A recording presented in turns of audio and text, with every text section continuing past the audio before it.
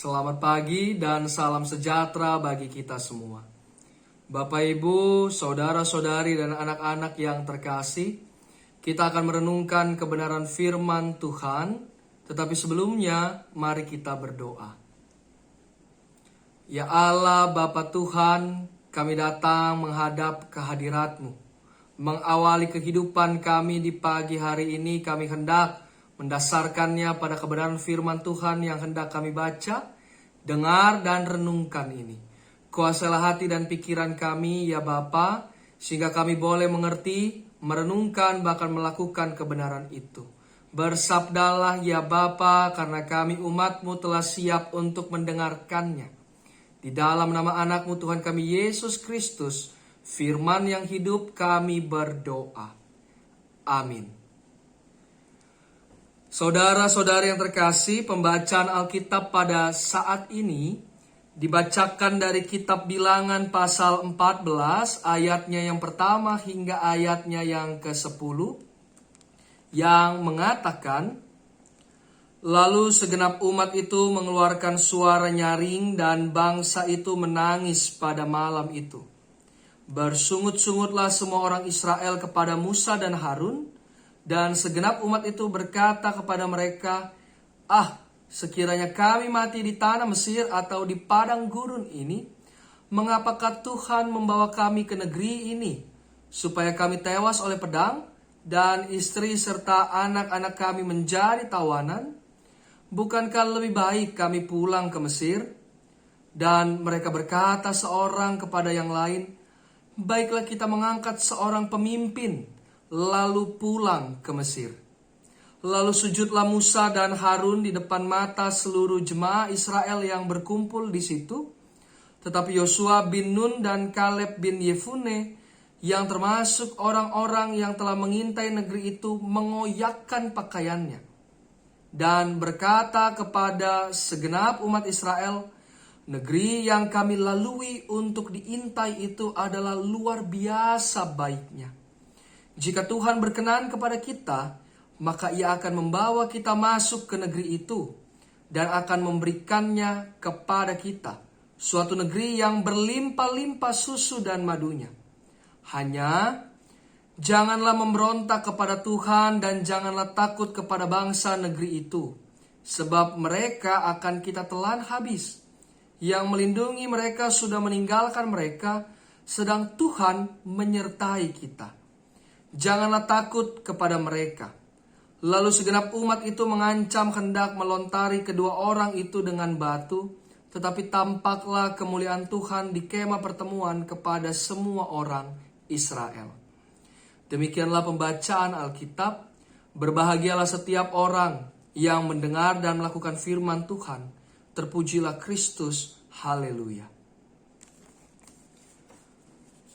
Saudara-saudari yang dikasihi oleh Tuhan Yesus, dalam pasal sebelumnya yaitu pasal 13, Tuhan memerintahkan kepada Musa untuk mengirim beberapa orang guna mengintai tanah Kanaan. Orang-orang tersebut adalah pemimpin-pemimpin dari masing-masing ke-12 suku Israel.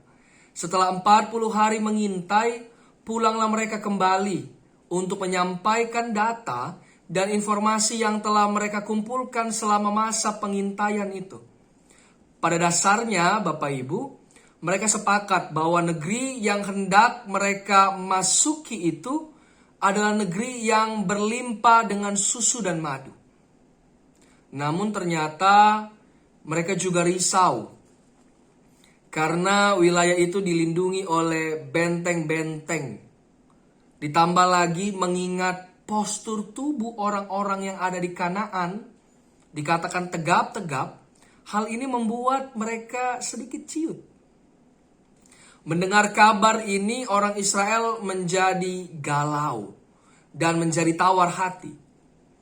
Muncul pertanyaan, apakah mereka bisa memasuki negeri atau tanah itu?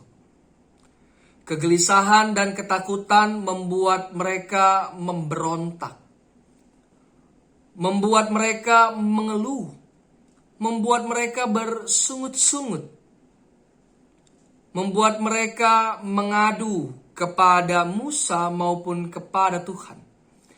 Inilah yang tampak, saudara-saudari yang terkasih, di dalam perikop pembacaan kita pada saat ini. Ternyata apa yang telah Tuhan lakukan bagi mereka tidak cukup untuk membuat mereka percaya sepenuhnya kepada Tuhan.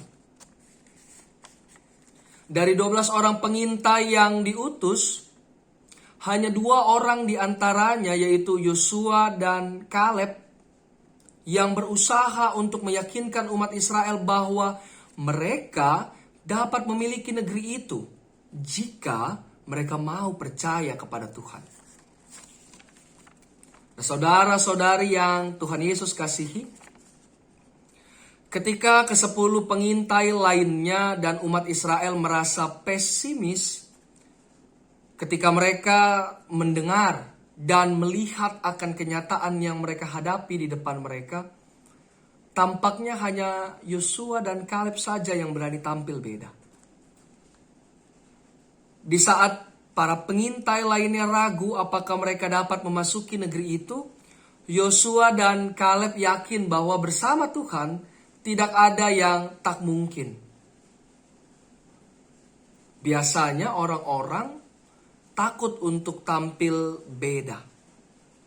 Artinya mereka akan merasa lebih nyaman jika ada temannya. 10 pengintai lain mengatakan bahwa tidak mungkin kita bisa masuk atau menaklukkan negeri itu. Tapi Yosua dan Kaleb dengan tegas, dengan percaya diri mengatakan bahwa kita bisa jika kita percaya kepada Tuhan. Apa yang mereka sampaikan, apa yang mereka utarakan berbeda dengan 10 pengintai lainnya. Nah, ini menunjukkan bahwa sikap mereka tentu saja didasari pada kepercayaan dan pengharapan mereka kepada Tuhan yang memelihara kehidupan itu.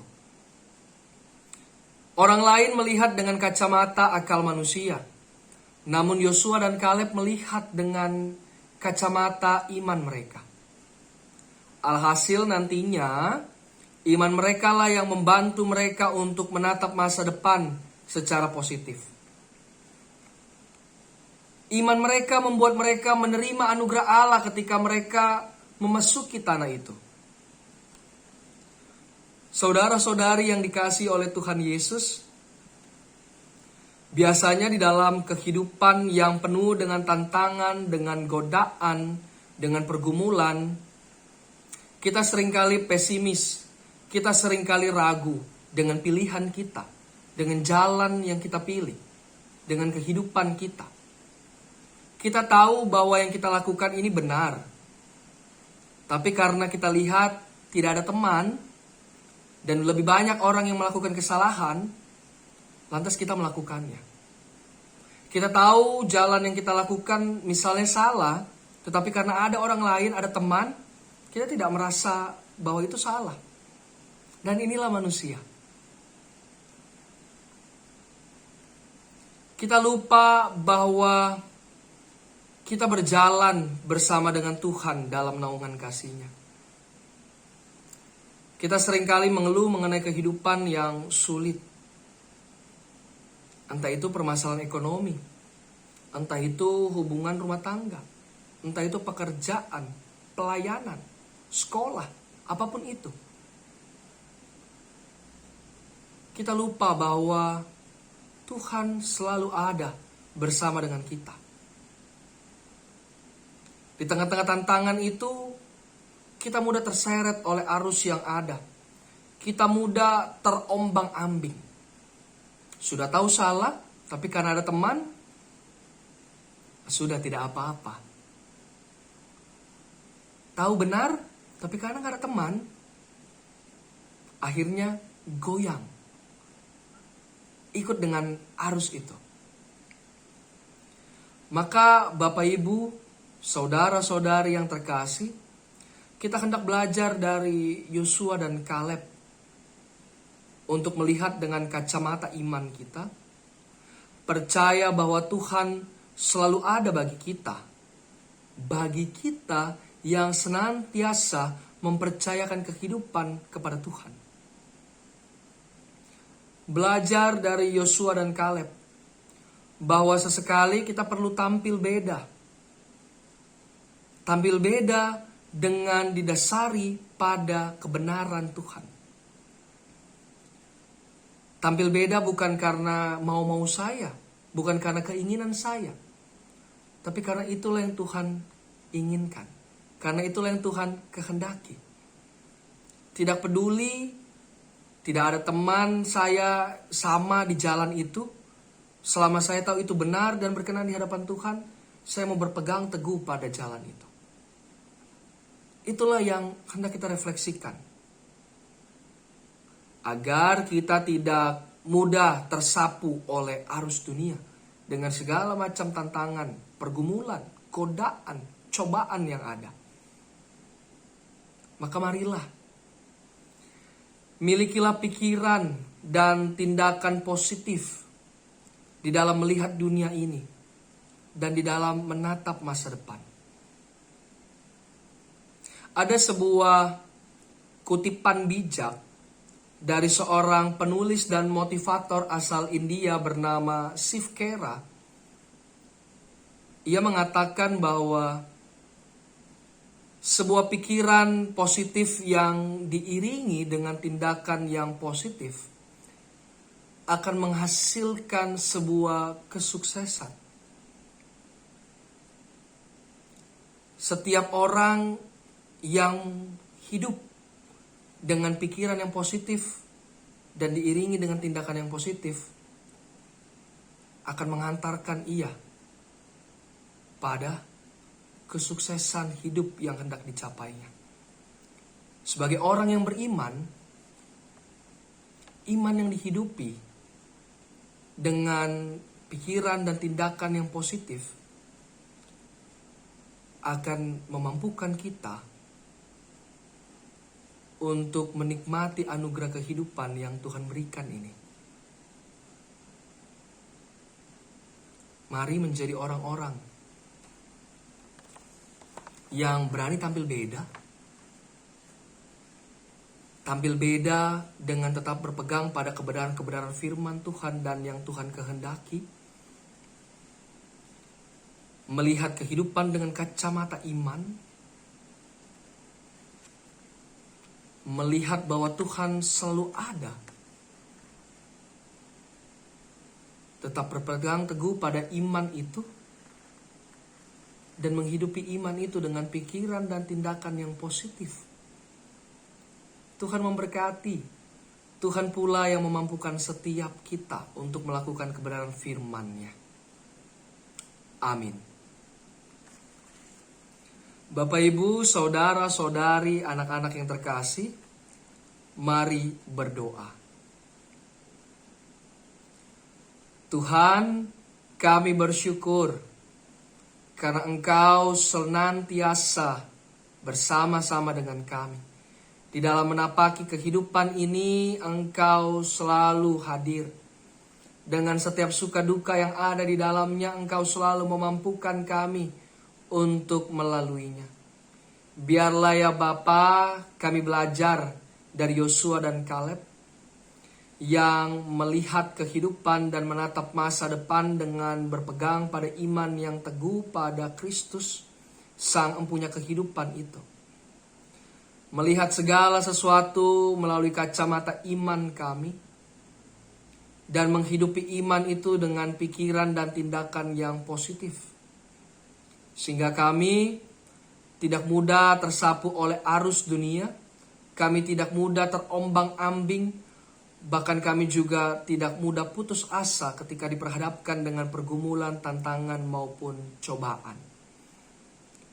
Tuhan, ketika kami hendak mengawali kehidupan kami di hari ini, segala aktivitas yang ada, Kami mohon biarlah kiranya Tuhan juga turut hadir di dalam kehidupan kami.